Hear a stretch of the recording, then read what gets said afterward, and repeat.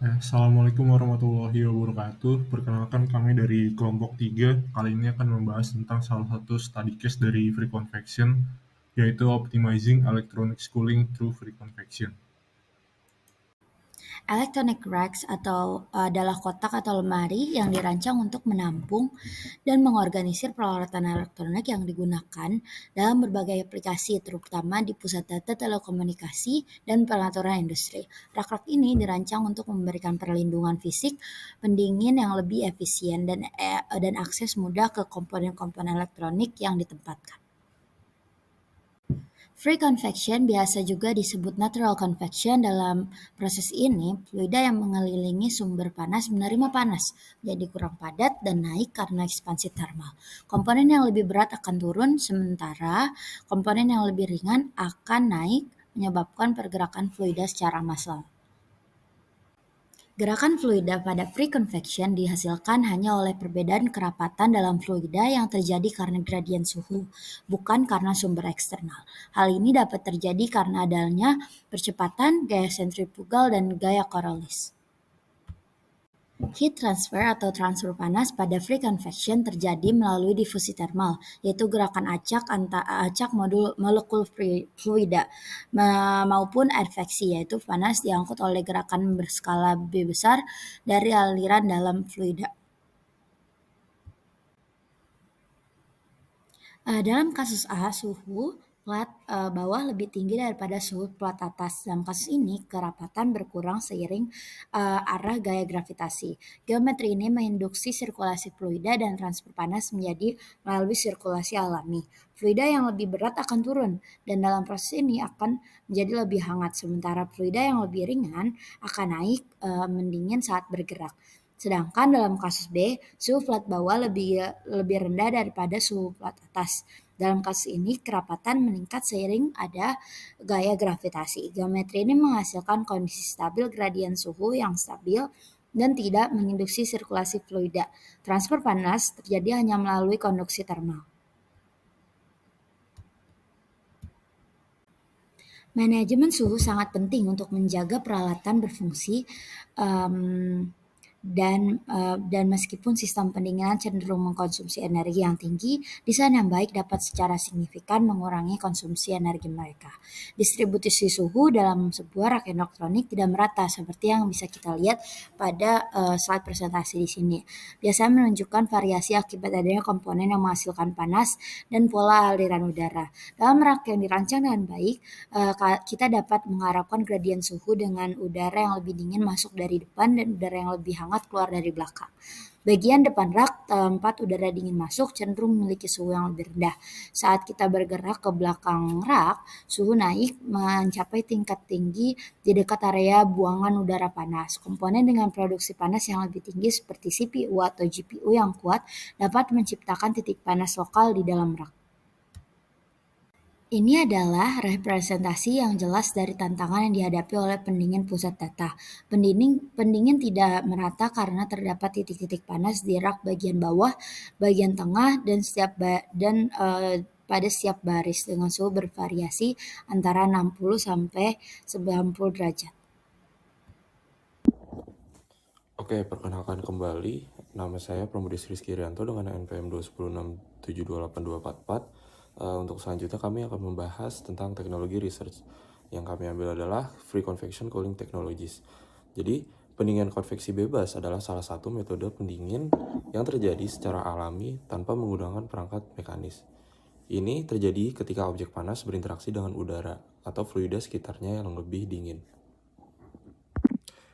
Oke, untuk teknologi yang pertama yaitu heat sinks.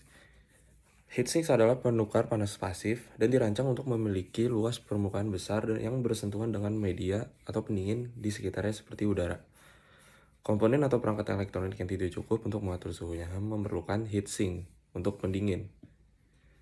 Panas yang dihasilkan oleh setiap elemen atau komponen rangkaian elektronik harus dibuang untuk meningkatkan keandalannya dan mencegah kegagalan dini pada komponen tersebut.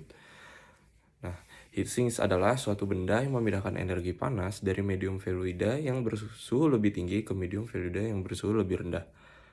Untuk memahami prinsip heat sinks, kita harus memahami hukum konduksi panas Fourier.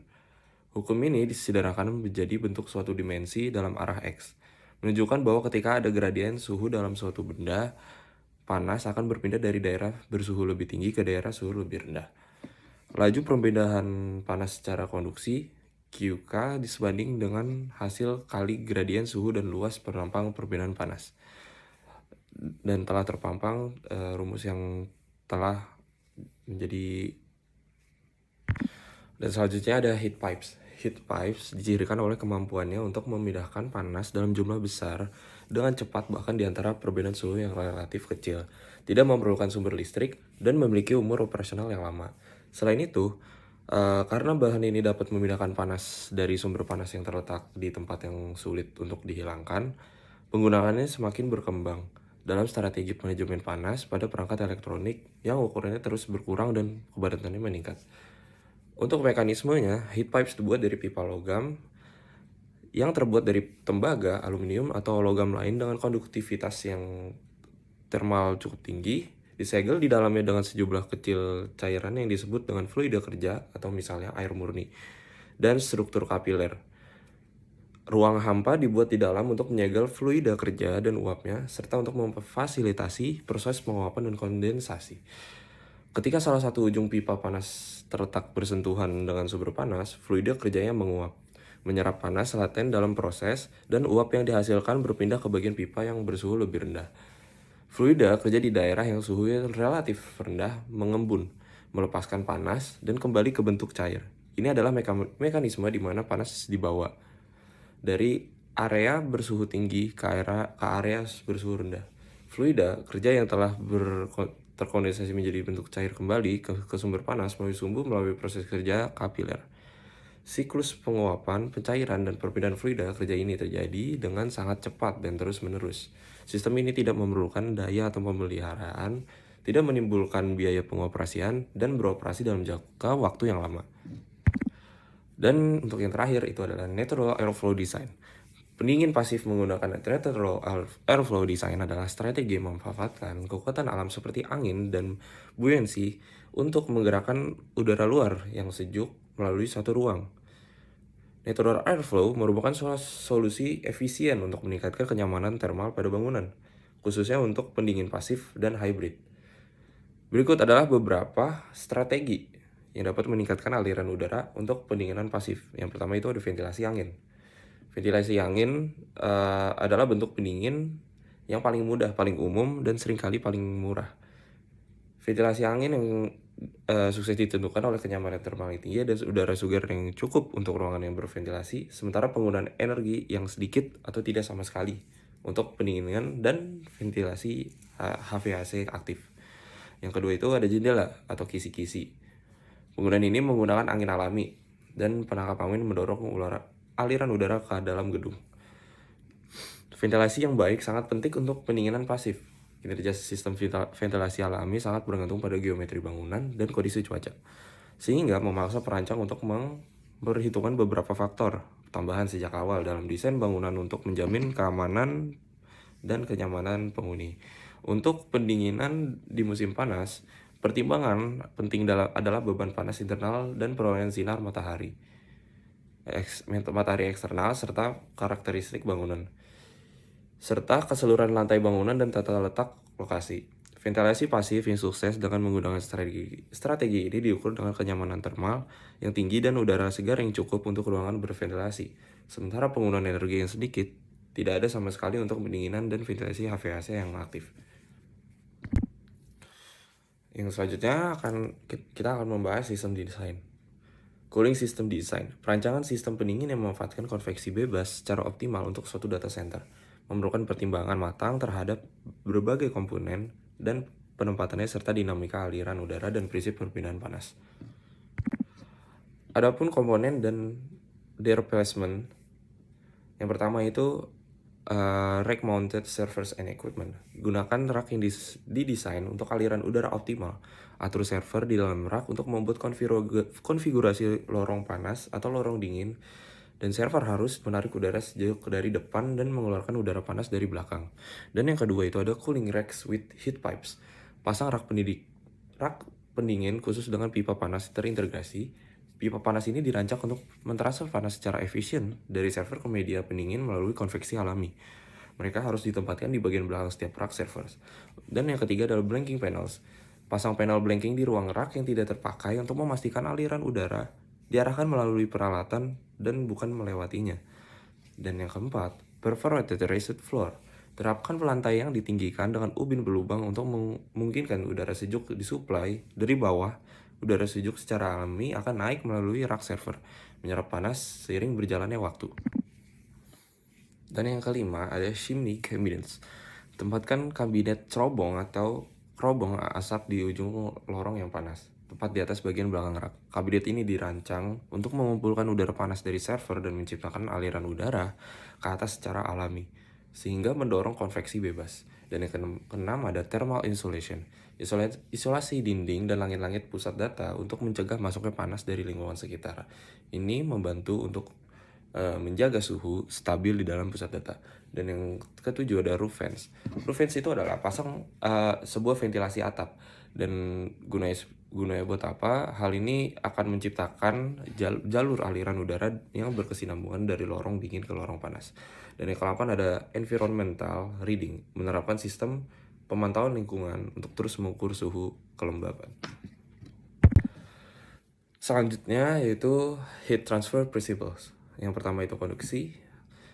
Konduksi ini ada heat pipes. Heat pipes memanfaatkan heat pipes sangat efisien dalam menghantarkan panas. Mereka dapat mentransfer panas dari komponen panas seperti server ke media pendingin secara efisien melalui perubahan fasa. Pipa panas terus diintegrasikan ke dalam rak pendingin untuk memfasilitasi konduksi yang panas yang efektif. Dan yang kedua itu konveksi. Ada natural convection, memanfaatkan konveksi alami yang didorong oleh perbedaan kepadatan fluida akibat variasi suhu. Atur pusat data sedemikian rupa sehingga mendukung pola aliran udara alami. Contohnya seperti buat konfigurasi lorong panas, lorong dingin untuk membangun jalur aliran udara yang jelas. Posisikan rak pendingin atau penukar panas di bagian belakang rak server untuk menampung udara panas yang keluar dari peralatan. Gunakan kabinet cerobong atau cerobong untuk mengalirkan udara panas ke atas, mendorong efek tumpukan dan mendorong konveksi bebas. Selanjutnya ada pastikan udara sejuk disuplai dari lantai tinggi yang berlubang atau titik rendah lainnya untuk menciptakan zona bertekanan rendah di lorong dingin. Yang ketiga ada radiasi. Dari radiasi kita ada radian heat management. Meskipun radiasi bukan cara utama perpindahan panas di data center, radiasi dapat berkontribusi terhadap menumpukan panas. Gunakan bahan reflektif pada permukaan untuk minimalkan penyerapan panas radiasi. Pastikan tidak ada sumber panas radiasi yang berlebihan di lingkungan pusat data. Dan yang keempat ada phase change dan heat pipes. Heat pipes seperti yang disebutkan sebelumnya adalah contoh yang sangat baik untuk perpindahan panas dan perubahan fasa. Mereka menggunakan panas laten, penguapan, dan kondensasi untuk mentransfer panas secara efisien dan memasukkan pipa panas ke dalam rak pendingin Anda adalah cara efektif untuk memanfaatkan perbedaan panas perubahan fasa. Yang kelima adalah insulasi. Ada thermal insulation, isolasi dinding dan langit data center untuk meminimalkan masuknya panas dari lingkungan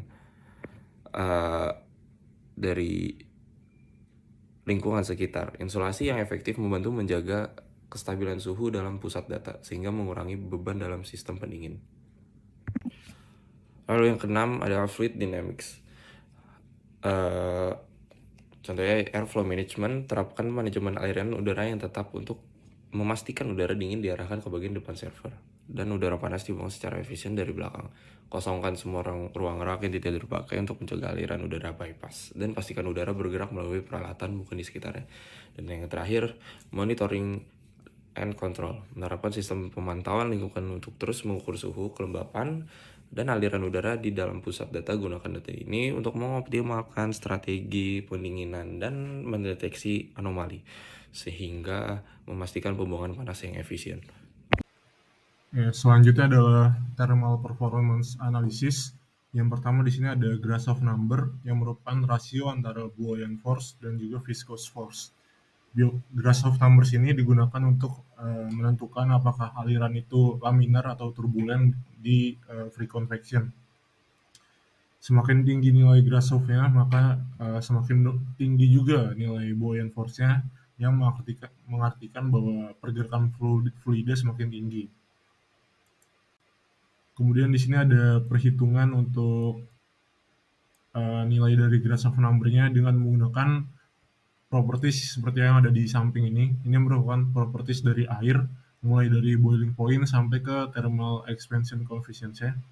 Yang pertama tinggal dimasukkan aja ke rumus dari Grashof number sendiri, yaitu merupakan G dikali beta dikali TW min T infinite dikali alpha pangkat 3 dibagi V kuadrat, di mana G merupakan percepatan gravitasi, beta merupakan koefisien dari thermal expansion, kemudian TW merupakan temperatur dari dinding platnya, kemudian T infinite merupakan balok temperatur, L merupakan ketinggian dari platnya, dan V merupakan kinematic viscosity-nya. Kemudian setelah di input nilai-nilainya, didapatkan nilai Grashof number sebesar 3,71 dikali 10⁻⁹.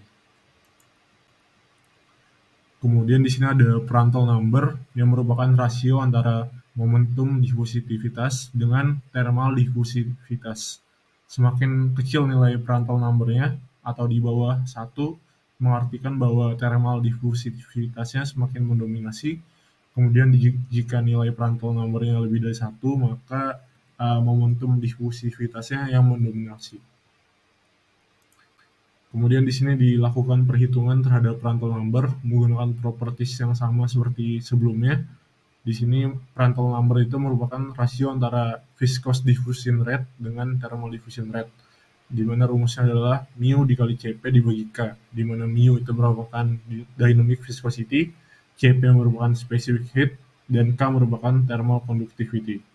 Di sini didapatkan bahwa nilai Prandtl number-nya lebih dari 1, yaitu 7,01. Selanjutnya di sini ada Rayleigh number. Gampangnya ini merupakan hasil perkalian antara Grashof number dan juga Prandtl number. Di sini dilakukan perhitungan terhadap Rayleigh number, didapatkan bahwa nilai Rayleigh number-nya adalah 2,6 kali 10⁻10. Selanjutnya di sini ada Nusselt number yang merupakan ukuran untuk menghitung efisiensi dari konduksi panas antara permukaan panas dengan fluida yang mengalir.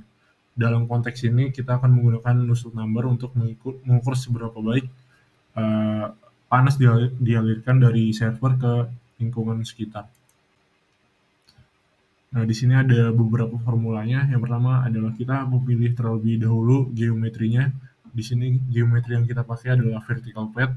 Kemudian untuk range of validity-nya, di sini kita berdasarkan Rayleigh number tadi yang sudah didapat. Untuk nilai Rayleigh number-nya adalah 2,6 kali 10⁻10. Jadi termasuk ke dalam aliran turbulen. Nah, di sini kita menggunakan persamaan Nusselt sama dengan 0,1 dikali Rayleigh pangkat 1/3. Nah, nanti didapatkan bahwa nilai Nusselt-nya adalah 296,25. Kemudian yang ketujuh ada Energy Efficiency Assessment.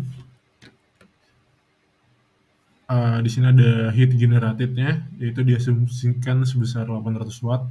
Kemudian untuk heat eliminated-nya bisa dihitung menggunakan persamaan konveksi, yaitu H dikali A dikali delta T, di mana H-nya adalah 296,25, kemudian A adalah perkalian antara panjang dan tinggi dari platnya, yaitu 0,1662 dikali 0,511. Kemudian dikali perbedaan suhunya antara server dengan lingkungan sekitar, yaitu 20 derajat.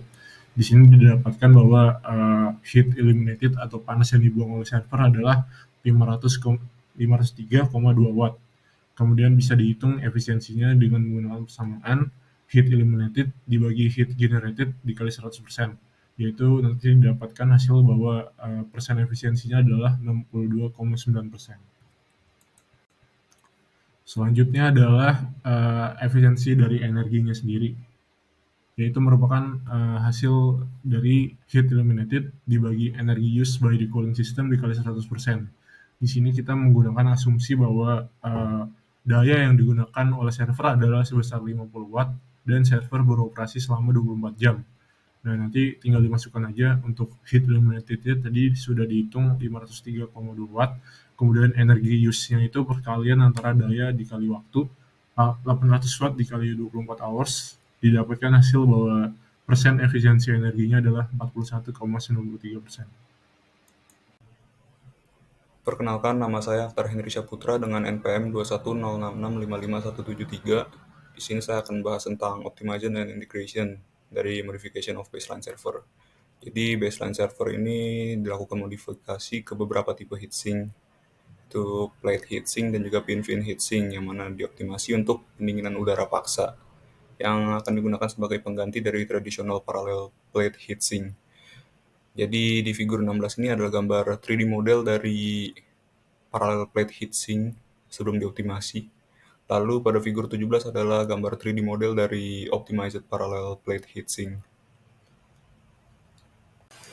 Oke, jadi pada slide selanjutnya di sini ada perbandingan dimensi antara parallel plate heatsink dan juga optimized parallel plate heatsink, yang mana dimensinya ini, angka-angka di dalamnya ini hanyalah sebagai gambaran. Jadi untuk peningkatan kualitas airflow pada heatsink perlu dilakukan penambahan jarak antar sirip dan juga pengurangan jumlah sirip. Pada tabel ini, dari data-data pada tabel ini, siripnya dikurangi hingga menjadi 20. Jadi pada tabel 6 ini adalah specification of existing parallel plate heatsink, yang mana ketebalannya 0,3 mm, tingginya 41 mm, panjangnya 110 mm, dan jumlah siripnya adalah 35. Lalu pada tabel 7 adalah specification of optimized parallel plate heatsink, yang mana ketebalannya 0,25 mm, mana ini 0,05 mm lebih tipis, lalu tingginya 30 mm lebih pendek juga, dan panjangnya 110 sama, dan juga jumlah siripnya menjadi 20. Oke, jadi pada slide ini terdapat sebuah grafik yang menunjukkan distribution for type of heatsink dengan rata-rata temperatur yang diperoleh. Jadi di sini optimized parallel plate heatsink memiliki performa yang baik dalam mendinginkan temperatur. Oke, pada slide ini ada rationale for design. Jadi yang pertama itu heat conduction efficiency. Nah, desain ini memungkinkan kontak langsung antara permukaan komponen panas dan unit pendingin sehingga perpindahan panas lebih efisien. Lalu ada increased surface area. Jadi dengan memiliki banyak lempengan paralel, luas permukaan yang lebih besar dan memungkinkan lebih banyak ruang bagi panas untuk menyebar dan menghilang ke lingkungan sekitar. Lalu ada improved natural convection. Nah, heatsink dengan desain plat paralel memungkinkan aliran udara alami atau konveksi bekerja lebih efektif. Udara dapat berpindah di antara plat-plat ini, memungkinkan pendinginan yang lebih baik. Perkenalkan kembali, nama saya Ibrahim Adi Pancamakarim dengan NPM 2106651105. Di sini saya ingin menjelaskan tentang real world application yang dapat dilihat pada tabel berikut bahwa ini merupakan contoh dari data center yang mengaplikasikan natural convection sebagai bentuk cooling sistemnya. Nah, bisa dilihat lokasinya terdapat di South Korea dengan latitude sebagai berikut dan longitude sebagai berikut dengan gross floor area dan shear capacity sebagai berikut. Lalu di condition of the case-nya dapat dilihat central chill cooling system dengan temperatur 13,5 derajat. Lalu ada direct air side economizer dan indirect air side economizer. Dan pada overview of data center dapat dilihat ceiling grill of hot aisle side dan airflow diagram yang terdapat pada server room. Lalu selanjutnya ada performance assessment dengan case study 1, 2, 3, 4, 5, 6, 7, 8 hingga 13, di mana operation system yang digunakan adalah existing system dan direct air side economizer, lalu indirect air side economizer dengan heat exchanger effectiveness 70% dan memiliki energy saving ratio yang berbeda-beda sesuai tabel berikut. Lalu kita masuk pada conclusion, di mana efisiensi pada free convection ini bergantung pada gerakan alami udara akibat perbedaan suhu. Udara panas yang naik menciptakan aliran udara alami ketika udara yang lebih sejuk menggantikannya. Metode ini dapat sangat efisien jika didesain dengan baik karena tidak memerlukan penggunaan kipas mekanis yang bisa menghabiskan sejumlah besar energi. Lalu energy consumption-nya pada free convection ini memiliki konsumsi energi lebih rendah dibandingkan dengan konveksi paksa atau forced convection. Penggunaan energi utama terletak pada pengaturan awal seperti merancang jalur aliran udara, memilih heatsink yang sesuai, dan memastikan ventilasi yang memadai. Setelah sistem tersebut terpasang, akan mengandalkan aliran udara pasif mengurangi biaya energi yang berkelanjutan. Lalu pada forced convection, pada efisiensinya menggunakan kipas atau unit pendingin udara untuk secara aktif mengalirkan udara melintasi komponen elektronik. Meskipun pendekatan ini dapat memberikan kontrol suhu yang tepat, seringkali mengonsumsi lebih banyak energi dibandingkan dengan free convection karena operasi terus-menerus dari kipas dan kompresor. Lalu energy consumption pada forced convection, sistem pendinginan ini mengkonsumsi lebih banyak energi karena operasi kipas atau unit pendingin udara yang memiliki komponen memerlukan listrik untuk beroperasi secara terus-menerus atau secara berkala tergantung pada kebutuhan pendinginan. Konsumsi energi ini dapat bervariasi secara signifikan berdasarkan ukuran rak, kapasitas pendinginan yang dibutuhkan, dan efisiensi komponen-komponen tersebut. Sekian dari kelompok kami. Wassalamualaikum warahmatullahi wabarakatuh.